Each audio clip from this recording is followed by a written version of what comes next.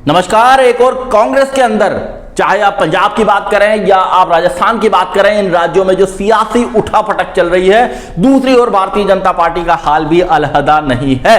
Bharatiya Janata party के अंदर कर्नाटक में बीएस येदियुरप्पा यानी कि मुख्यमंत्री के सियासी विरोधियों ने मोर्चा खोलने की कोशिश की है। राजस्थान में वसुंधरा राजे ने सियासी सरगर्मियां बढ़ाई हुई हैं। तो मध्य प्रदेश से खबर आ रही है कि बीते एक हफ्ते के अंदर शिवराज सिंह चौहान के सियासी विरोधियों ने एक जाल बुनने की कोशिश की कि शिवराज सिंह के अलावा इस राज्य का मुख्यमंत्री कौन हो सकता है, लेकिन इन नेताओं के अंदर वो सियासी ताकत या सियासी बल नहीं है कि शिवराज सिंह चौहान को अभी कुर्सी से हटा सकें, और इसलिए इनकी ये मुहिम ठंडी पड़ गई है। क्या कुछ मध्य प्रदेश की सियासत में बीते एक हफ्ते में चला, इस पर मैं बात करूंगा। आप देख रहे हैं सत्यहिंदी.com। अपील मेरी आपसे वही है, कॉर्पोरेट मीडिया के मुकाबले आजाद पत्रकारिता का समर्थन करें, सत्य हिंदी की सदस्यता योजना में शामिल हो। आर्थिक भुगतान का लिंक हमने डिस्क्रिप्शन में दिया हुआ है, लिंक है, ऐप भी आ चुका है, सत्य हिंदी का डाउनलोड कर लीजिए। बात होगी आज मध्य प्रदेश की सियासत पर। मध्य प्रदेश में बीते एक हफ्ते में सियासी सरगर्मियां इस वजह से बढ़ी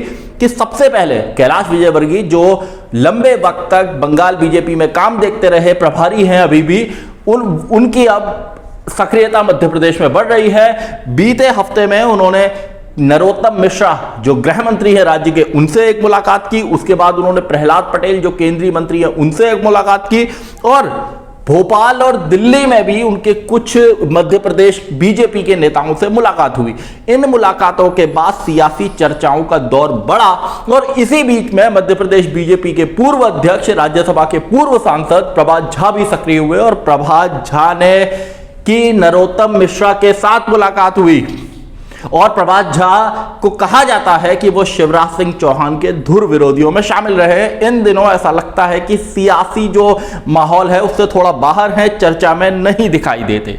तो कैलाश विजयवर्गीय की जो ये तमाम मुलाकातें हुई, या प्रभात झा की नरोत्तम मिश्रा से मुलाकात हुई, या कैलाश विजयवर्गीय की जो मुलाकातें हुई, तो उनसे एक चर्चा उठी कि क्या राज्य में नेतृत्व परिवर्तन हो सकता है। सवाल इसलिए उठा क्योंकि उत्तराखंड में अभी कुछ दिन पहले ही पार्टी ने नेतृत्व परिवर्तन किया है।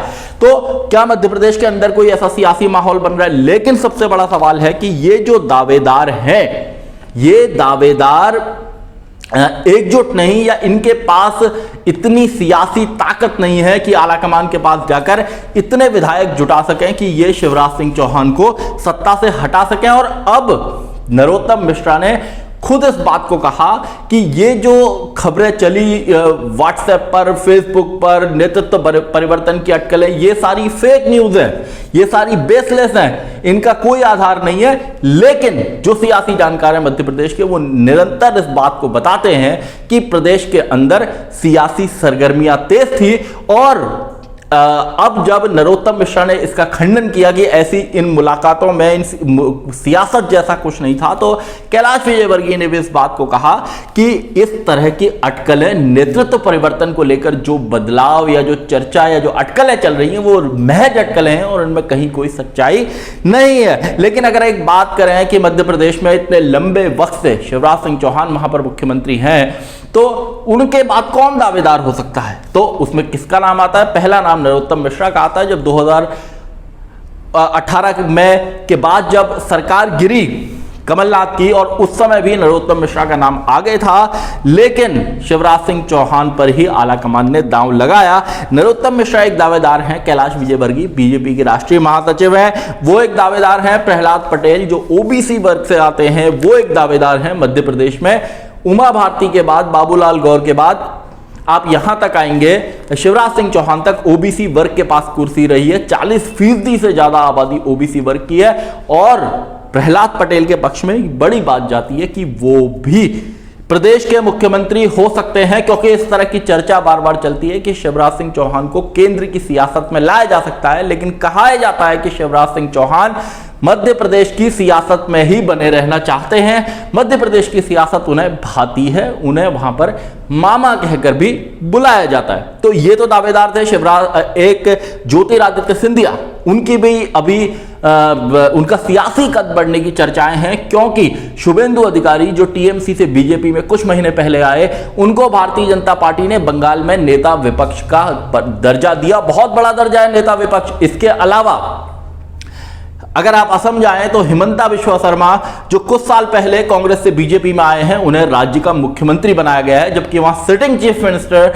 सर्बानंद सोनोवाल को हटाया गया। तो इसका मतलब इससे चर्चाएं हैं, तो इससे लगता है कि सिंधिया को भी कभी मध्य प्रदेश की राजनीति में वो सियासी ताकत मिलेगी, ओहदा मिलेगा, और केंद्रीय मंत्रिमंडल का विस्तार जब होगा, ये कोरोना की वजह से मामला लंबा लटक गया, लेकिन कहा जा रहा है कि उन्हें केंद्रीय मंत्रिमंडल में जरूर लिया जाएगा। तो ये तमाम दावेदार हैं। एक दावेदार और हैं मध्य प्रदेश बीजेपी के अध्यक्ष वी.डी. शर्मा। बताया जाता है कि इनकी आरएसएस से बहुत नजदीकी है और इसी वजह से इनके मन में सियासी इच्छाएं हैं मध्य प्रदेश का मुख्यमंत्री बनने की। तो ये नरेंद्र सिंह तोमर केंद्रीय कृषि मंत्री, उनके पास भी उनके भी बारे में भी कहा जाता है कि उनके अंदर सियासी ख्वाहिश है। तो सियासत में इस तरह की तमाम ख्वाहिश होती है, लेकिन जैसा मैंने कहा कि शिवराज सिंह चौहान लंबे वक्त से खूंटा गाड़कर मध्य प्रदेश के मुख्यमंत्री की कुर्सी पर है। ओबीसी वर्ग से आते हैं और ओबीसी वर्ग की प्रदेश में आबादी 40% से ज्यादा है और लंबे समय से इस वर्ग के लोग मुख्यमंत्री बन रहे हैं। लेकिन समझ में जो